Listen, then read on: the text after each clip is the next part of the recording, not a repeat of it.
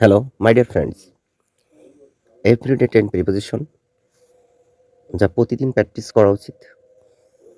প্রথমে আছে decide on মানে সিদ্ধান্ত নেওয়া।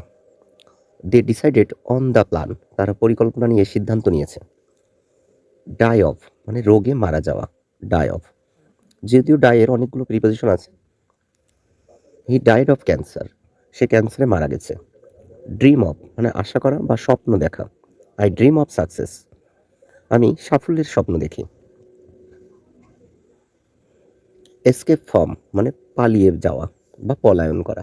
Escape from, he escaped from the jail, সে জেল থেকে পালিয়েছিল।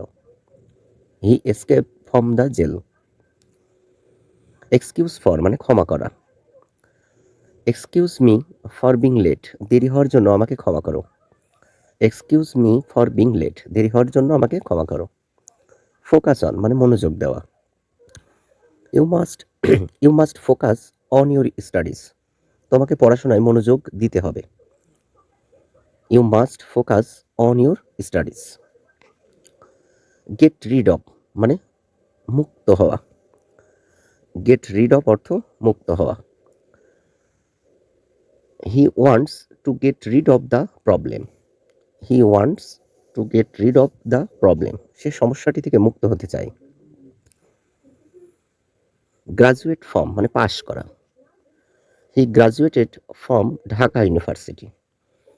হি গ্রাজুয়েটেড ফ্রম ঢাকা ইউনিভার্সিটি, সে ঢাকা বিশ্ববিদ্যালয় থেকে গ্রাজুয়েট বা স্নাতক পাশ করেছে। ইনসিস্ট অন মানে জোর করা। ইনসিস্ট অন জোর করা অথবা জিদ করা। দে ইনসিস্ট অন কোয়ালিটি, তার গুণগত মানের উপর জোর দেয়, তারা গুণগত মানের উপরে জোর দেয়। ইনভাইট টু মানে আমন্ত্রণ করা। I invited him to my birthday. I invited him to my birthday, আমি তাকে আমার জন্মদিনে আমন্ত্রণ করেছি। আমি তাকে আমার জন্মদিনে আমন্ত্রণ করেছি।